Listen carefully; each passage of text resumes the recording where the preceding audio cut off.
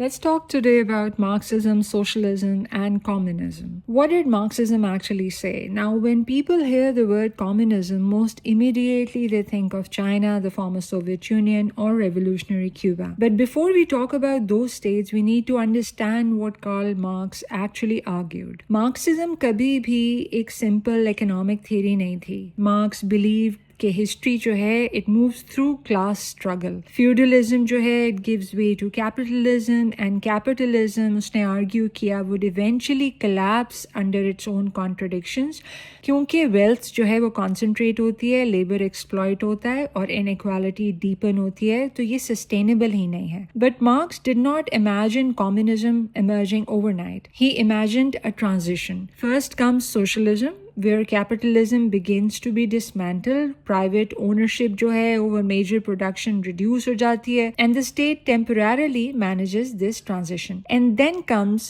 communism.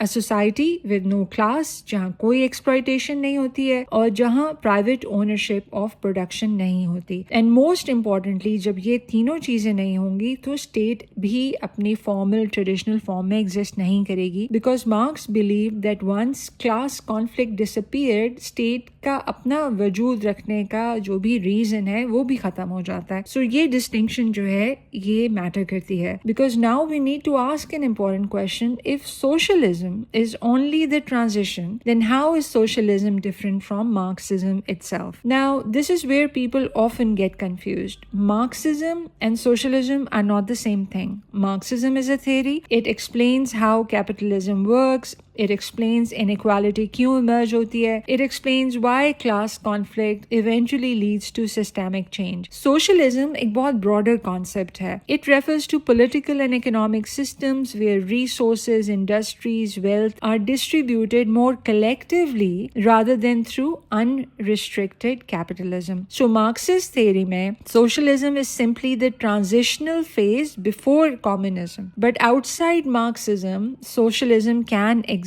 independently. आपके welfare state हो सकती है, आपकी डेमोक्रेटिक सोशलिज्म हो सकता है, सोशल डेमोक्रेसी हो सकती है, अरब सोशलिज्म हो सकता है, रिलीजियस सोशलिज्म हो सकता है, मिक्स्ड इकोनॉमीज हो सकती हैं that redistribute wealth. Without accepting Marx's revolutionary theory at all, socialism can exist. So not all socialists are Marxists, and not every state calling itself socialist is following Marxism, which brings us to an even bigger misunderstanding. If countries like China and Soviet Union claimed communist ideology, then why did none of them actually become a communist state? So lastly बात करते हैं why no true communist state exists today. इसका answer बहुत simple है. Because these states never implemented pure Marxism. They implemented Marxism-Leninism. And this distinction is crucial. Vladimir Lenin argued that revolution emerged नहीं करेगी naturally the way Marx had predicted. So it required a disciplined revolutionary party जो serve करे एक vanguard के तौर पे to seize power and control the transition. But this created something Marx never fully theorized, a strong centralized state. And once the state becomes central, the promised stateless communist future never arrived. So Soviet Union followed this model, but instead of the state disappearing, हमने देखा that the state became stronger until the system eventually collapsed. We also saw China push this even further. Today it is ruled by Chinese Communist Party, but it operates through markets, it operates